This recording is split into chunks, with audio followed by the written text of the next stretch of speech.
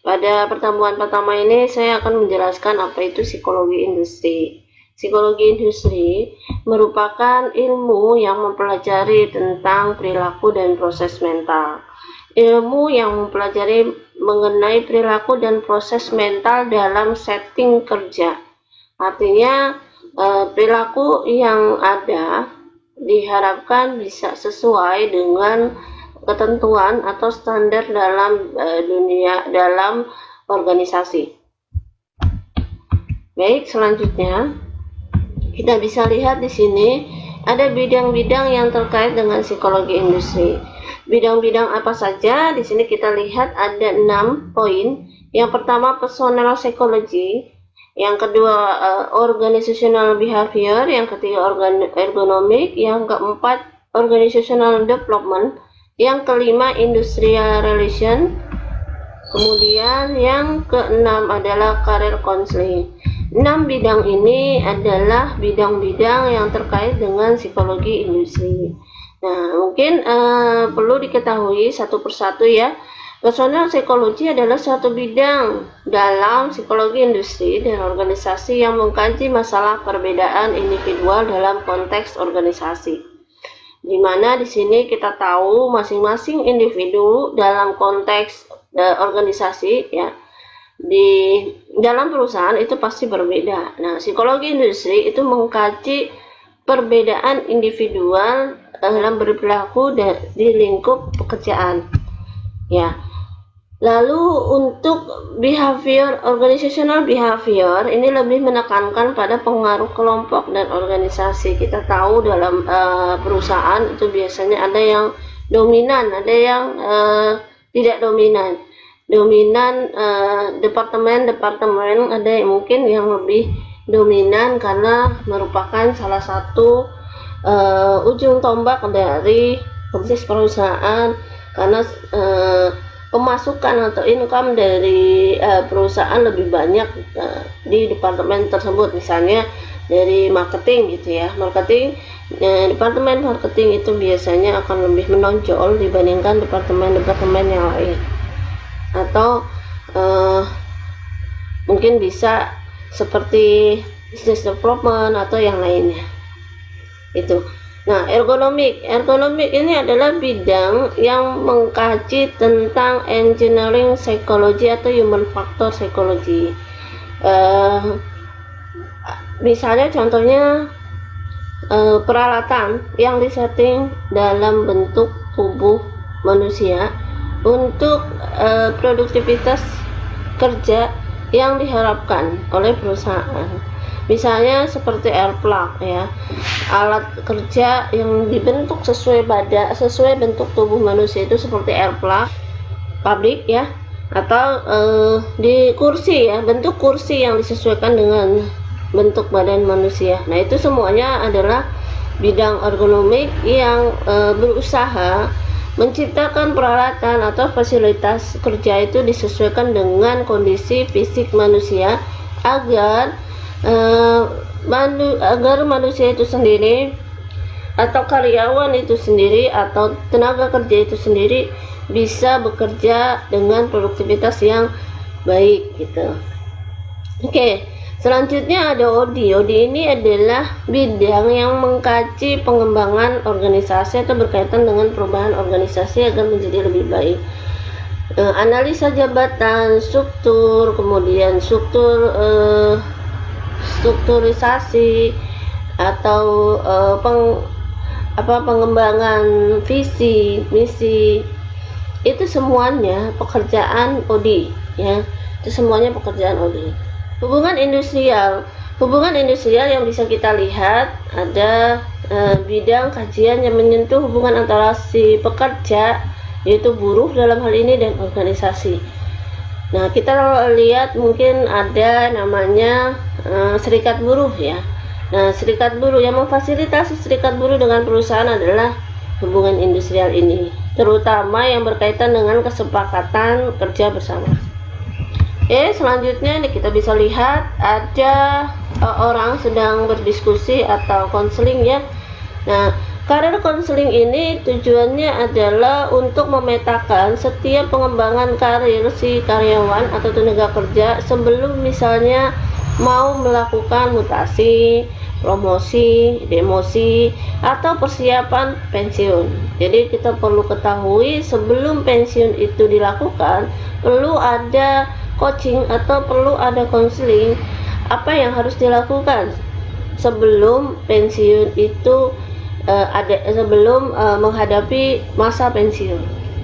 Nah, ini perlu ada juga di perusahaan ya, Nah, ini termasuk salah satu bidang dalam psikologi industri yang mengkaji tentang pengembangan karir ya. Pengembangan karir sampai dengan persiapan pensiun. Oke. Selanjutnya perlu kita ketahui apa yang peran psikologi industri dalam perusahaan. Nah, kita perlu tahu psikologi industri tujuannya adalah untuk memecahkan masalah yang penting berkenaan dengan penggunaan tenaga manusia dalam industri agar dunia industri mampu menggunakan prosedur yang lebih tepat untuk memecahkan masalah-masalah kemanusiaan dalam perindustrian. Jadi ada 2 poin yang perlu diketahui.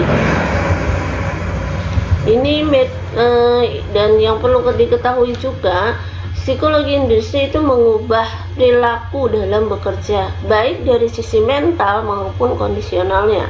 Dari sisi mental, individu diubah bagaimana yang tadinya individu itu tidak ahli, tidak bisa, itu supaya ahli dengan pelatihan dan pengembangan yang dikemas sedemikian rupa agar si individu itu bisa memiliki mental yang baik ya. Juga kondisi kalau bicara tentang kondisional itu artinya lingkungan kerjanya yang dirubah, baik dari sisi fasilitas, alat kerja, seperti itu. Oke. Metode dalam psikologi industri ada 6 ya. Ada eksperimen, ada pengukuran, ada korelasi, observasi, survei, dan wawancara. Yang paling sering kita lihat itu observasi dan wawancara. Ini biasanya ada untuk proses seleksi, kemudian untuk proses penilaian kinerja gitu ya. Untuk eksperimen sendiri biasanya dilakukan pada saat melakukan pembelajaran pelatihan atau training. Nah, ini kita menggunakan metode eksperimen.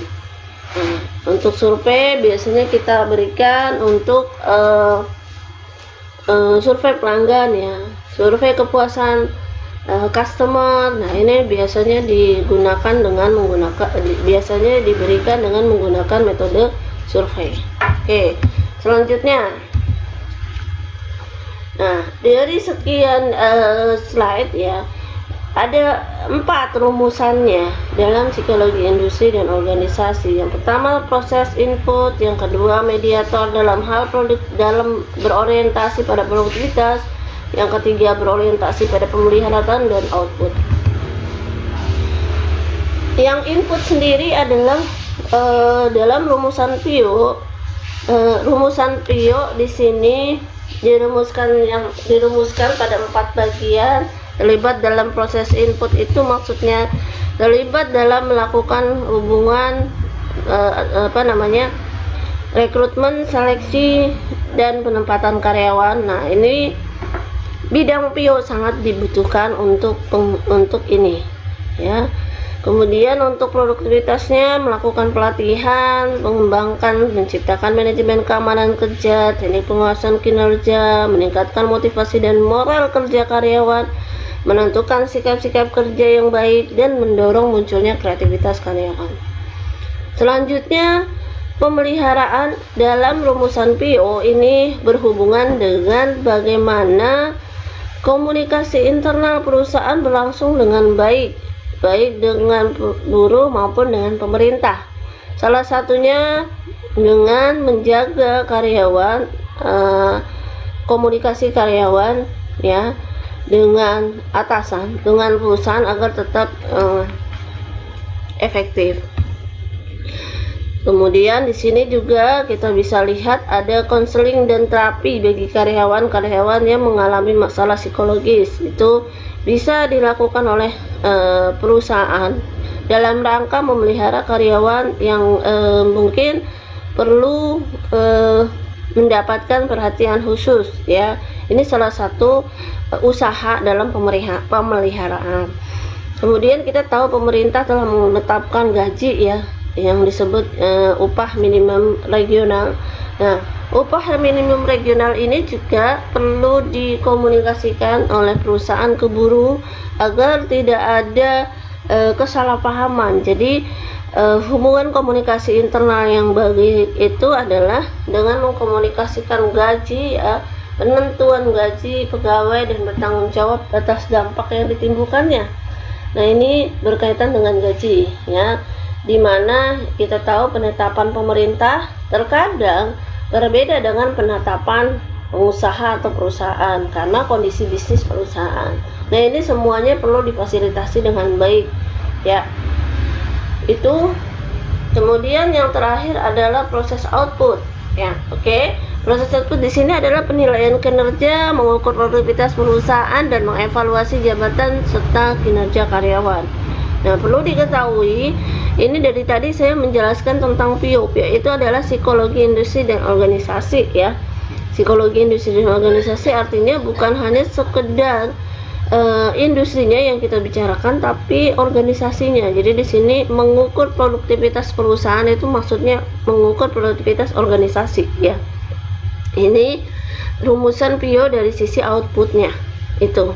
Sampai sini mungkin penjelasan saya untuk pertemuan yang pertama. Kurang lebihnya saya mohon maaf. Terima kasih. Assalamualaikum warahmatullahi wabarakatuh.